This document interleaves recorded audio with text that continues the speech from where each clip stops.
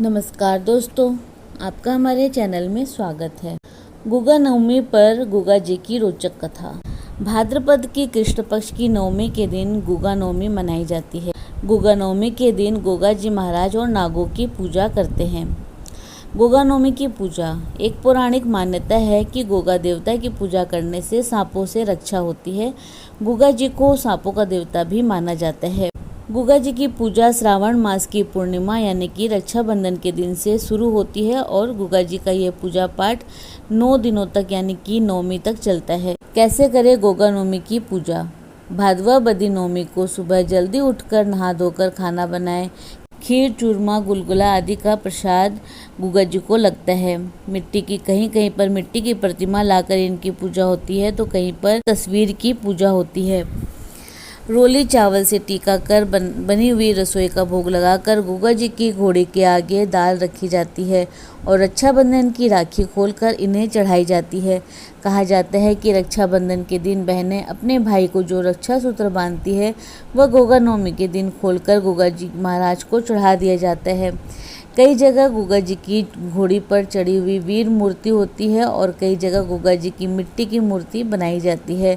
आज भी गांव में पूजा करने और उनका चढ़ावा लाने का काम कुम्हार समुदाय के लोग करते हैं। जगह जगह इनकी पूजा के तरीके में अंतर तो जरूर है, पर विश्व भर में जहां भी राजस्थानी रहते हैं वहां सब जगह इनकी पूजा होती है। राजस्थान के कई शहरों में गुगा जी के मेले शाम के समय लगते हैं। हनुमानगढ़ जिले का गुगा मेड़ी नामक स्थान गुगा जी के नाम से विश्व भर में प्रसिद्ध है। जहां स्थित गुगा मेड़ी मंदिर में लोग इनकी पूजा अर्चना करने आते हैं। राजस्थान के अलावा यह त्यौहार पंजाब, हरियाणा, गुजरात, उत्तराखंड, उत्तर प्रदेश, जम्मू कश्मीर सहित देश के अनेक राज्यों में मनाया जाता है। गुगा जी को 5 पीरों में से एक माना जाता है। कहते हैं गुगा जी से मन्नत मांगने वालों के काम सिद्ध होते हैं। सांपों से रक्षा के लिए भी गुगा जी की पूजा की जाती है। इनकी कहानियाँ भी बहुत प्रचलित है। इसके अलावा गुगा जी को नीले घोड़े वाला और त्रिशूल वाले पीर के नाम से भी जानते हैं। गुगा नवमी की कथा। गुगा नवमी के विषय में बहुत ही प्रचलित कहानी है कि गुगा मरुदेश के राजा थे और उनकी माँ बाछला गुरु गोरखनाथ की परम भक्तों में से एक थी। कथा के अनुसार एक दिन बाबा गोरखनाथ अपने शिष्यों समेत बाछला के राज्य में गए। जब रानी को इस बात का पता चला तो वह बहुत प्रसन्न हुई। बाबा गोरखनाथ अपने एक शिष्य को लेकर नगर में जाकर परिक्रमा लगाने का आदेश देते हैं और गुरु का आदेश मानकर शिष्य नगर में भ्रमण के लिए निकल पड़ता है। भिक्षा मांगते हुए वह राजमहल में जा पहुंचा।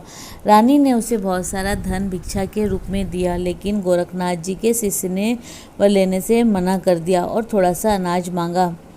रानी अहंकारवश कहती है कि राजमहल में गोदामों में तो अनाजों का भंडार है, तुम इस अनाज को कैसे ले जाना चाहोगे? तो वह अपना भिक्षा पात्र आगे बढ़ा देता है और सारा अनाज उसके भिक्षा पात्र में समा गया।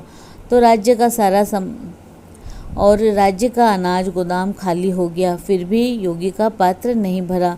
तब रानी गोरखनाथ के शिष्य की शक्ति के सामने नतमस्तक हो गई और उनसे क्षमा याचना की गुहार लगाने लगी और कोई संतान न होने का दुख बताती है। भिक्षुक ने रानी को अपने गुरु गोरखनाथ से मिलने की सलाह दी और कहा कि उनसे ही आपको पुत्र प्राप्ति का वरदान मिल सकता है। यह बात सुनकर रानी अगले सुबह ही जब गुरु गोरखनाथ के आश्रम जाने को तैयार होने लगी, तभी उसकी बहन काचला वहां पहुंचकर सारी बात जान लेती है और गुरु गोरखनाथ के पास पहले पहुंचकर उनसे आशीर्वाद के रूप में 2 फल ग्रहण करती है। इसके बाद रानी जब गुरु गोरखनाथ के पास पहुंचती है तो गोरखनाथ जी, जो कि पहले से ही सारी बात जानते थे, उन्होंने रानी को भी प्रसाद के रूप में फल दिया।